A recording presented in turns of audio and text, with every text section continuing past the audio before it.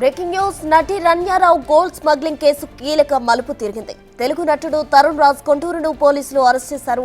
పరిచయం సినిమాతో సినీ ఇండస్ట్రీకి తరుణ్ రాజ్ కొండూరు పరిచయం అయ్యారు. ఇప్పుడు గోల్డ్ స్మగ్లింగ్ కేసులో తరుణ్ ను కింగ్ పిన్ గా అనుమానిస్తున్నారు.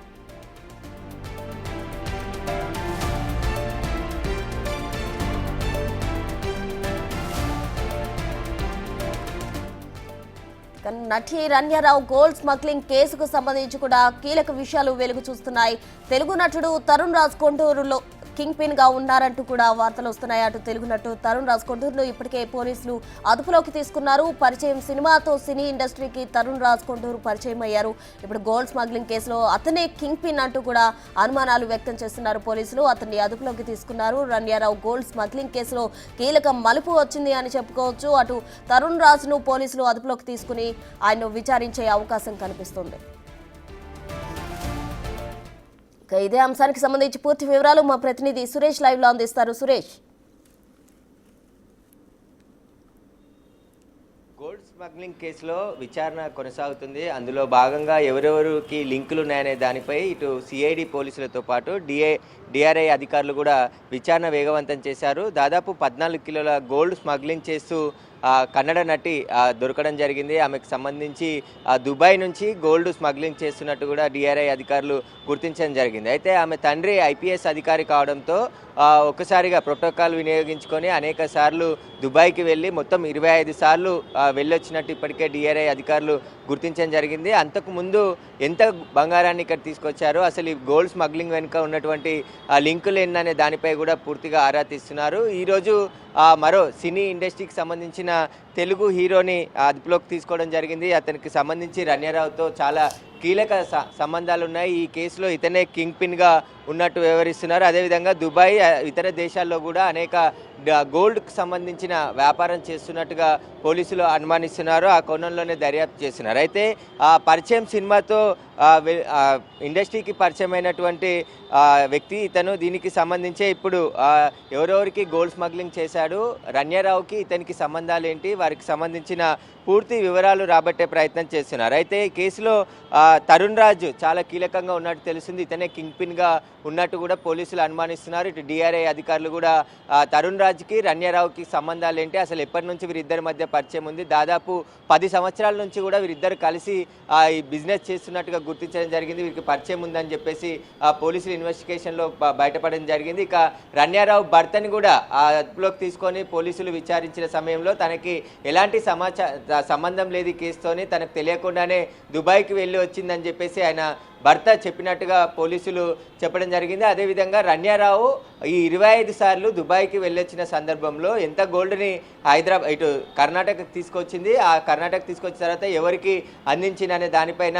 లోతైన దర్యాప్తు ఇటు సిఐడితో పాటు అదేవిధంగా డిఆర్ఐ అధికారులు కూడా ఇన్వెస్టిగేషన్ చేస్తున్నారు. అయితే రన్యారావు తండ్రి ఐపీఎస్ ఆఫీసర్గా ఉన్నాడు కాబట్టి ఆయన పలుకుబడి ఉపయోగించుకొని ఎయిర్పోర్ట్లో తనిఖీలు చేయకుండా ఈజీగా ప్రోటోకాల్ ఉండేటువంటి ఎంట్రీ నుంచి వెళ్ళి మళ్ళీ అక్కడి నుంచే రావడంతో అనేక సార్లు గోల్డ్ స్మగ్లింగ్ చేసినట్టు డిఆర్ఐ అధికారులు గుర్తించడం జరిగింది. అదే అనుమానంతో కస్టమ్స్ అధికారులు రన్యారావుపై కదలికలపైన ఖచ్చితంగా నిఘా పెట్టడం జరిగింది. ఆమెను రెడ్ హ్యాండెడ్గా పట్టుకోవడం జరిగింది. అయితే మొత్తం 14 కిలోల గోల్డ్ని ఆమె స్మగ్లింగ్ చేస్తూ పట్టుకోవడం జరిగింది. ఇంట్లో 2 కోట్ల నగదుతో పాటు మరికొంత బంగారాన్ని కూడా కస్టమ్స్ అధికారులు సీజ్ చేయడం జరిగింది. కాబట్టి ఇప్పుడు డిఆర్ఐ అధికారులు ఈ కేసుకు సంబంధించి పూర్తి ఇన్వెస్టిగేషన్ చేస్తున్నారు. తరుణ్ రాజ్కు సంబంధించి ఎప్పటి నుండి వీరిద్దరి మధ్య పరిచయం ఉంది, ఆయన తరుణ్ రాజ్తో కలిసి ఎలాంటి లావాదేవీలు జరిపింది, అసలు ఈ గోల్డ్ స్మగ్లింగ్ వెనుక ఉన్న సూత్రధారులు ఎవరు, వాటి అన్నిటికీ సంబంధించి విచారణ చేస్తున్నారు. ఇటు కర్ణాటక సిఐడి ఒకవైపు విచారణ చేస్తున్నాయి. అదేవిధంగా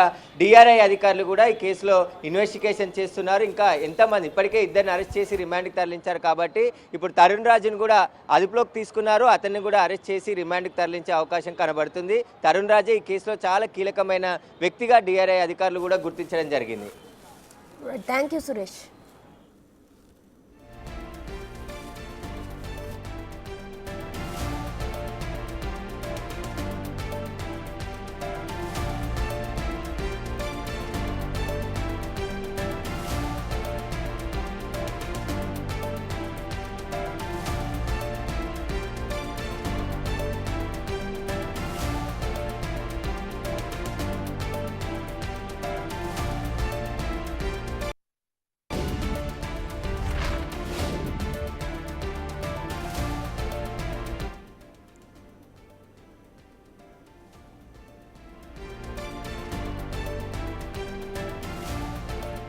దుబాయ్ నుంచి అక్రమంగా బంగారం తీసుకొస్తూ దొరికిపోయిన కన్నడ హీరోయిన్ కేసులో కొత్త విషయం వెలుగులోకి వచ్చింది.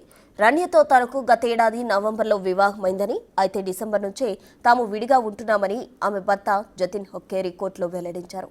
తాము అధికారికంగా విడిపోలేదని, అయితే కొన్ని కారణాల వల్ల వేరుగా జీవిస్తున్నట్టు చెప్పారు.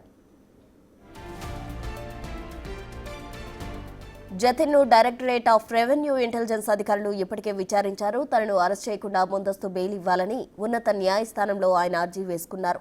జతిన్పై ఎలాంటి బలవంతపు చర్యలు తీసుకోవద్దని ఆదేశించిన న్యాయస్థానం దర్యాప్తు సంస్థల విచారణకు హాజరు కావాలని సూచించింది.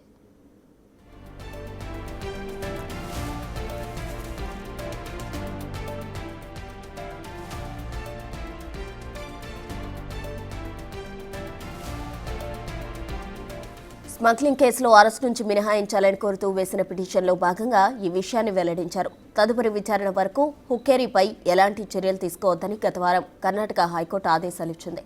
మార్చి 24 వరకు అవి అమల్లో ఉండనున్నాయి. ఆ తర్వాతే హుక్కేరీ ప్రస్తుతం చేసిన అభ్యర్థనకు వ్యతిరేకంగా తాము పిటిషన్ వేస్తామని డైరెక్టరేట్ ఆఫ్ రెవెన్యూ ఇంటెలిజెన్స్ అధికారులు వెల్లడించారు.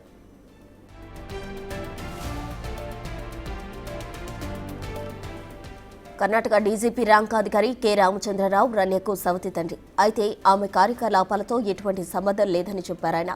4 నెలల క్రితం ఆమెకు వివాహమైందని, అప్పటి నుంచి తమ ఇంటికి రాలేదన్నారు. భర్తతో పాటు ఆమె ఎటువంటి వ్యాపార లావాదేవీలు చేస్తున్నారనే విషయం తమకు తెలియదన్నారు. తాజా పరిణామంతో షాక్కు గురయ్యామని, చట్టం తన పని తాను చేసుకుపోతుందన్నారు. ఈ క్రమంలోనే జతిన్ పేరు వెలుగులోకి వచ్చింది.